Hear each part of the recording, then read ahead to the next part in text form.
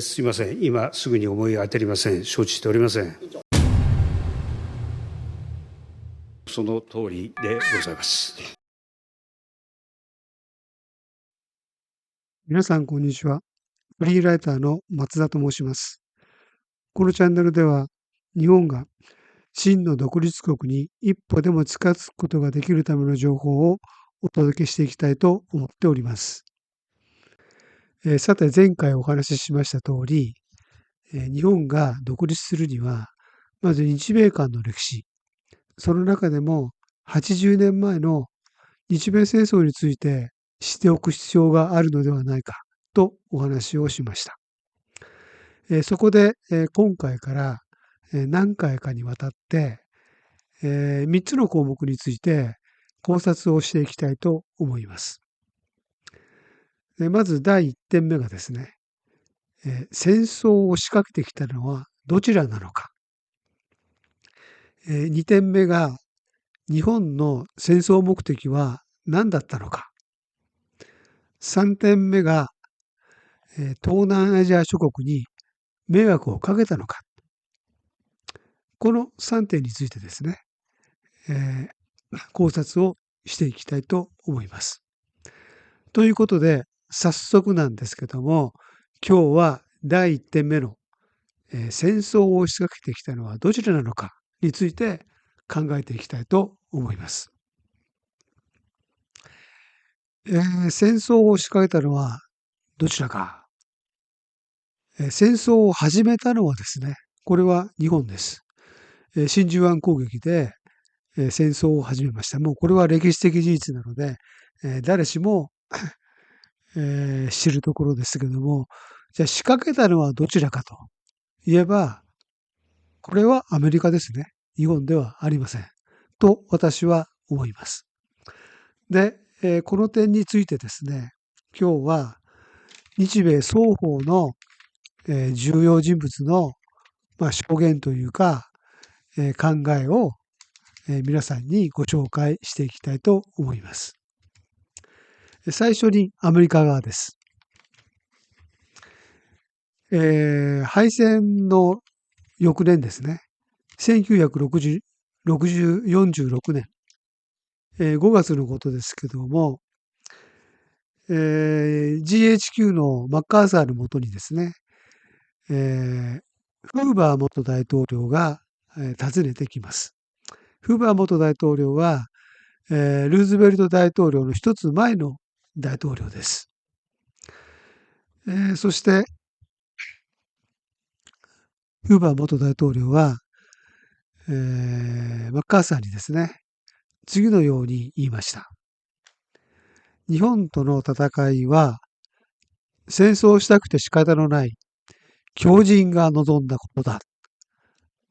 で、それに対してマッカーサーはその発言に同意をしました。では、この強人って一体誰なんでしょうか。それは実はルーズベルト大統領のことです。フーバー大統領はルーズベルトが戦争を望んだ強人だと言い、マッカーサーはそれに同意したということですね。一体これはどういうことなんだということですけども、フーバー大統領について、あまり馴染みがないと思いますんで、ちょっと簡単にご紹介をしたいと思います。アーバート・フーバー大統領は、1874年生まれで、亡くなられたのが1964年。第31代大統領です。任期は1929年の3月から1933年の3月まで。もともとフーバーさんは鉱山業で成功して政界に入られています。で、所属に関しては共和党ですね。で、1932年の大統領選で、ルーズベルトに敗れて政界を引退します。その後は非常に多岐にわたる活動をされるんですけども、1939年からの欧州戦争、ヒトラーと、スターリンがですね、ポーランドに攻め込んで始まった、戦争に関して、不干渉主義を主張しています。不干渉主義というのは、アメリカは、参戦すべきではないという、立場ですね。で、ルーズベルト大統領もずっと不干渉を、え約束をしていたんですけども、結局、え参戦をするという結果になりました。で、このことに関して、一体なぜそうなったのかということを、フーバー大統領は、告発をするというか、歴史の証言を残すということで、以降ですね、二十数年にわたって執筆活動を続け、1964年にですね、原稿が完成して、それを出版しようとするんですけども、直前にお亡くなりになります。で、ご遺族がですね、出版をしているわけですけども、その原稿を読んでですね、とてもじゃないけど出版できないということで、最終的にですね、アメリカで出版されたのは、なんと、今世紀の2011年。で、日本語版は、2017年に、翻訳され出版されております。では一体どんなことが書いてあったのか、早速見ていきましょある程度の事情が分かっているものは、日本が悪辣な奇襲攻撃をアメリカに仕掛けたなどとは考えない。真珠湾攻撃は予期されていただけでなく、期待されていた。ルーズベルト大統領がアメリカを戦争に導きたかったことに疑いの余地はない。ただ政治的な理由で、最初の一撃は相手側から発せられる必要があった。だからこそ、日本に対する締め付けを強めていったのである。その締め付けは、自尊心のある国であれば、もはや武器を取るしかない、と思わせるところまで言っていた。アメリカ大統領によって、日本はアメリカを攻撃させられることになっていた。う。いかがだったでしょうか。フーバー大統領は、明確に、戦争を仕掛けたのはアメリカ側だというふうに、言ってますね。でこのフーバー大統領という人はですね、別に日本びいきでも、親日家でもなくて、むしろその逆です。日本に対しては非常に厳しい突き放した態度で見ている人。ですからこの証言には信憑性もありますし、非常に価値があるということですね。で、著作の裏切られた自由の中で、フーバー大統領は繰り返し、日米両国民は全く戦う必要などなかったんだと。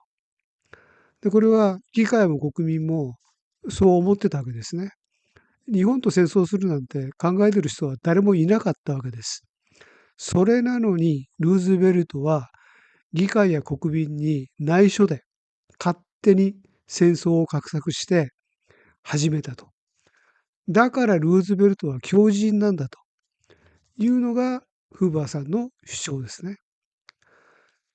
で、もっと言うと、結局、ヨーロッパでも、このアジア太平洋でも、アメリカの若者の犠牲は全く意味がない衣類死にだったと、いうことを示唆しているわけです。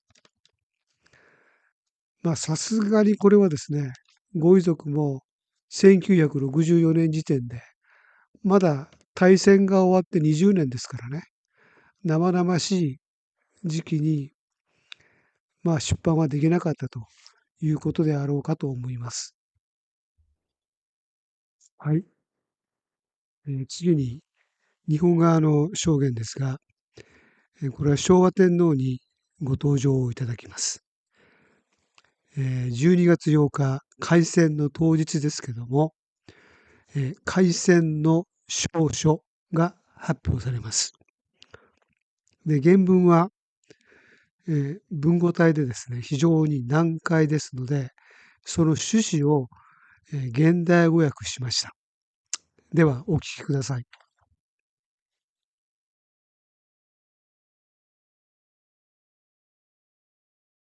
米英は仲間とする国々を誘い、帝国の周辺において軍備を増強し、我が国に挑戦し、さらに帝国の平和的通商にあらゆる妨害を与え、ついには意図的に経済断交をして、帝国の生存に重大なる脅威を加えている。私は政府に事態を平和のうちに解決させようとし、長い間忍耐してきたが、米英は少しも互いに譲り合う精神がなく、むやみに事態の解決を遅らせようとし、その間にもますます経済上軍事上の脅威を増大し続け、それによって我が国を屈服させようとしている。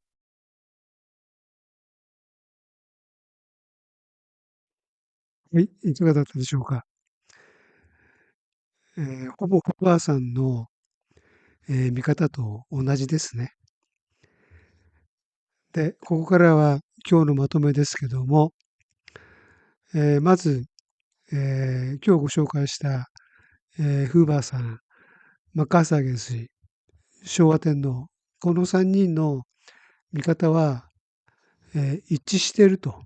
いうことが言えると思います。そして今日のテーマであった、日米戦争はどちらが仕掛けてきたのかという問いに対しては、これはアメリカ側ということになります。もう少し、詳しく、言うならば、アメリカが日本を挑発し、そして日本はその挑発に乗ってしまったということが、言えると思います。今回の、内容につきましては、関連資料につきましては概要欄に、記載をしておきます。次回はですね、日本の戦争目的は何だったのかということに関して考察をしていきます。最後までご清聴ありがとうございました。